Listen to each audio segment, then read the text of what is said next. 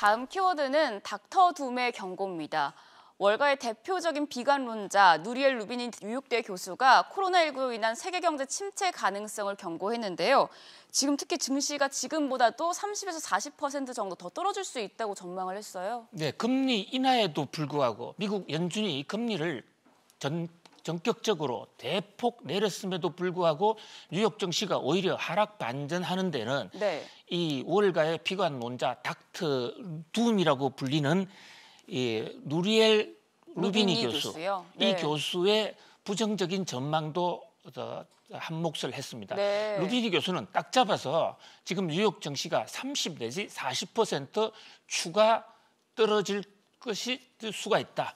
결국 이 코로나 사태가 트럼프 대통령의 재선도 막을 것이다.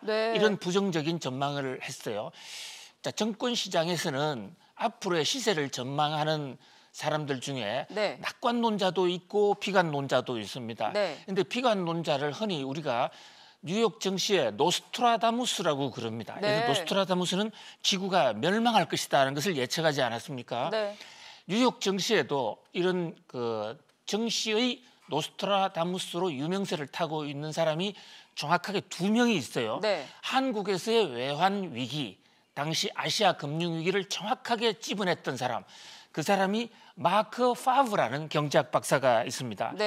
뉴욕 증시의 투자가로도 유명한 사람인데 이 사람이 한국 증시를 비롯한 한국을 비롯한 아시아 금융시장이 무너질 것이라는 걸 서너 달 전에 예측을 했었어요. 다른 사람들은 전부 쓸데없는 비관론이라고 했지만 결국은 이 비관론이 맞았거든요. 영어로 둠이라는 말은 비관적이다, 우울하다 이런 뜻이에요. 그래서 닥터 둠 하면 노스트라다무스처럼 주가의 폭락이나 경제의 어떤 그 비관적 폭락을 정확하게 예상한 사람들을 닥터 둠이라고 그럽니다. 그런데 이제 마크 파브라는 이 닥터 둠의 원조는 은퇴를 하셨고요. 지금 살아있는 닥터 둠은 뉴욕 대학, 뉴욕 증시 바로 옆에 있는 NYU 대학의 루비니 교수입니다. 이 양반은 2007년도, 2008년도 세계 경제의 글로벌 위기를 정확하게 예측을 했죠. 이분이 주가가 30% 40% 더 떨어질 것이다라고 부정적인 전망을 하면서 세계 경제에 좀 불안감이 커지고 있는데요. 이 닥터 둠 루비니 교수는 뉴욕 증시에서 지금 낙관론자들이 잘못 생각하고 있는 4가지 오판을 제기를 했습니다. 첫 번째, 코로나가 중국에만 있을 것이라는 낙관론. 그래서 중국 코로나 때문에 미국 경제가 좋아질 것이라는 이것은 말이 안 된다. 전 세계로 확산되고 있다. 그 확산의 고리가 바로 한국과 이탈리아, 일본입니다. 이 세 나라를 통해서 미국까지 정폭이 될 것이다. 실제로 어저께 미국 증시에 뉴욕 한복판에서 코로나 확진자가 나왔어요. 이 공포가 확산이 됐고요. 또 이 밖에도 두 번째는 1분기에 끝날 것이다. 사스나 메르스처럼 곧 끝날 것이다. 아니다. 루비니는 이것이 더 갈 것이다. 그다음에 세 번째, 중국 경제가 폭망할 가능성이 있다. 그다음에 네 번째, 이 세계 각국이 부양책을 쓸 것이다. 그래서 세계 경제가 좋아진다 이러는데 부양책을 쓴다고 해서 세계 경제가 무조건 좋아진다면 우리가 걱정이 뭐가 있겠느냐. 부양책도 한계가 있고 지난 10년 동안 너무나 많은 부양책을 써왔기 때문에 지금 상황에서 부양책이 과연 효과가 있을까라는 이런 부정적인 전망을 내놓고 있습니다. 물론 닥터 둠 루비니 교수가 반드시 맞다는 보장은 없습니다만은 그러나 낙관론, 비관론 양측을 다 세밀하게 지켜보는 그런 지혜가 필요한 순간입니다. 네, 닥터 둠의 경고까지 알아봤습니다. 계속해서 세 번째 키워드 보겠습니다. 세 번째 키워드는 끝까지 간답니다. 한진과 경영권 싸움이 끝까지 갈 모양입니다. 지금 반조원태 연합군, 3자 연합군이 한진과 정기주주총회를 앞두고 또 주식을 추가로 사들였어요. 예, 한진이 운영하고 있는 이 대한항공. 대한항공의 가장 유명한 카피 중에 하나가 어디까지 가봤니라는 혹시 들어보셨나요? 네, 들어봤습니다. 예, 그 어디까지 가봤니라는 대한항공 카피. 이것은 한진가의 막내딸 조현진 양이 만든 유명한 카피예요. 네, 조현민이요. 예, 자, 이 한진칼의 경영권 분쟁이 과연 어디까지 갈 것인가? 제게 관심이 집중돼 있고 또 증시에도 주가를 요동치게 하는 요인이 되고 있습니다. 네, 8만 원 선을 아주 돌파했더라고요. 그렇습니다. 지금 그림에 나오는 저분이 경영권 분쟁을 촉발한 강성부 씨거든요. 네. KCGI의 강성부 펀드. 저분이 주식을 사기 시작할 때 주가가 네. 2만 원이었습니다. 2만 원이요? 예, 그러니까 지금 강성부 KCGI 대표님께서는 4배 정도를 버신 거죠. 네. 서로 이번에 대한항공 칼 전쟁에서 진다고 하더라도 네. 적어도 현재로서는 손해 볼 게 하나도 없는 펀드 입장에서는 대박을 낸 거죠. 어쨌든 자, 반조은택 연합군을 이끌고 있는 KCGI 강성부 회장이 어저께 주식을 또 샀습니다. 네. 0.54%를 사모았는데요. 어저께 지금 8만 원 하는 주식을 저렇게 대거 끌어모았거든요. 네. 지금 주식을 사는 것은 3월 말에 예정돼 있는 한진칼 주총에 아무런 영향력을 줄 수가 없습니다. 그럼 왜 산 걸까요? 주주총회라는 것은 네.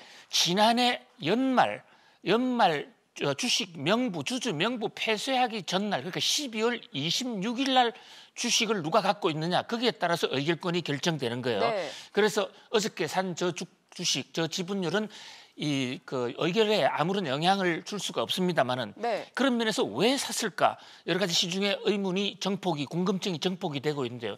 그것은 바로 끝까지 간다는 것을 보여주자는 거예요. 네. 지금 연합군과 조원태 현재 점령군 이 양쪽의 지분 비율이 워낙 비슷하기 때문에 네. 이번 이 말에 주가 판도가 어떻게 될지 잘 모른다. 그렇게 됐을 경우에 서로 누가 이기더라도 계속 가져가겠다는 신호를 줌으로써 지금 결정하지 못하고 있는 소액주주들을 끌어모을 수가 있다. 네. 그런 면에서 끝까지 간다라고 하고 있습니다만은 그러나 이런 M&A 싸움은 어느 순간에 한쪽이 주식을 팍 털 수도 있기 때문에 네. 주식 투자하는 사람 입장에서는 매우 민감하게 예민하게 사태 진전을 지켜봐야 될 것으로 보입니다. 네, 이어서 다음 키워드도 보겠습니다. 네 번째 키워드는 마스크의 경제학입니다. 김상조 청와대 정책실장이 방송에 나와서 마스크 수급이 제대로 안 되는 것에 대해 사과를 했습니다. 박사님, 그런데 국민들이 수요를 줄여야 한다 이 얘기도 했는데 이게 무슨 말인가요? 예, 이 마스크 관리를 둘러싼 이 정부의 경제 정책이 지금 도마 위에 올랐습니다. 네. 어쨌든 지금 마스크 때문에 국민들이 매우 불편하고 매우 답답합니다. 네. 마스크를 살래야 살 수도 없고 정부의 말을 듣고 줄을 서봤자 제때 구할 수가 없기 때문에 이 코로나 공포가 더 해지는 거거든요. 네. 근데 어저께 이 김상조 청와대 정책실장이 한 방송에 나와서 우리나라가 이 마스크를 많이 만들고 있다. 세계에서 인구 대비로 가장 많이 만들고 있는데 네. 수요를 줄이지 않으니까 마스크 대란이 일어난다. 네. 결국 국민 탓을 했습니다. 한마디로 김상조 정책실장 얘기는 국민들이 마스크를 너무 많이 쓰기 때문에 마스크를 못 구하는 것이니까 국민들 정신 차리세요. 지금 이런 얘기예요. 자, 거기서 이의경 식약처장은 네. 마스크 한 번 쓰고 버리는 게 아닙니다. 네. 빨아 쓰세요. 3번, 4번 쓰면 이런 문제가 없지 않을 것입니까? 빨아 써도 괜찮은 건가요? 어저께 근데? 식약처가 지금 그렇게 내놨어요. 그러나 WHO 세계보건기구에서는 그렇게 하면 안 된다라고 지금 경고하고 있습니다. 네. 자, 지금 우리가 아파트 부동산 관리하는 데도 정부는 수요를 줄이겠다고 해서 대출을 막아버렸습니다. 그 결과가 서울 부동산 가격의 폭등으로 나타나지 않았습니까? 똑같은 사태가 지금 마스크에도 나타나는 것입니다. 네. 수요와 공급 양측을 봐야 되는 것이거든요. 그런 면에서 모든 것을 수요 관리를 통해서 막겠다는 이 경제 정책의 한계가 마스크에서 또 한 번 드러나고 있다. 공급을 늘리기 위해서는 여러 가지 면에서 시장의 불효불급한 통제를 막아야 된다라는 것이 경제학의 한결같은 조언입니다. 네. 현재와 같은 시장 통제 방법으로 정부가 일체의 마스크를 다 마련해서 공급하겠다. 과연 그 대책이 어느 정도 효과가 있을지 두고 볼 일입니다. 네, 3월 4일 수요일입니다. 오늘의 마지막 키워드 함께 보시죠. 마지막 키워드는 겁먹은 개입니다. 지난 2일 북한이 초대형 방사포를 발사하자 청와대가 강한 우려를 표명했는데 이에 대해서 지금 김여정 노동당 중앙위원회 제1부부장이 어떤 성명을 냈는데 굉장히 강한 어조로 얘기를 했어요. 한동안 사라졌던 김여정, 김정은 위원장의 여동생이죠. 네. 이분이 어저께 밤사이에 한국 청와대를 향해서 폭언을 날렸습니다. 네. 겁먹은 개라든지 참 이루 입에 담기 어려운 폭언을 했어요. 북한의 폭언은 물론 어제 오늘의 일은 아닙니다만 네. 이 폭언을 김여정이 했다는 점에서 충격을 받지 않을 수가 없습니다. 네. 김여정은 남북 간의 평화의 메시지였습니다. 2년 전에 평창에 북한 메시지를 들고 와서 한반도에 평화 대탕터를 만들지 않았습니까? 네. 그런데 지금 3살 난 아이들도 하지 않는 전형한 사고방식이라든지 한국의 그러니까 북한의 미사일 발사에 대한 비난에 대해서 직격탄을 날린 그런 모습인데요. 그만큼 북한이 사정이 다급해졌다 또는 남북 관계가 좋지 않다라는 네. 것을 보여주는 하나의 시그널이지 않나 싶습니다. 코로나 때문에 가뜩이나 어려운 판에 지금 남북 간이 과연 이렇게 겁먹은 개 논쟁이나 해야 될 때인지 참으로 안타깝기 그지없습니다. 네, 오늘 주요 뉴스 키워드 다시 한번 보겠습니다. 금리 긴급 인하, 닥터둠의 경고, 끝까지 간다, 마스크의 경제학, 겁먹은 개까지 알아봤습니다. 박사님 오늘 말씀 감사합니다.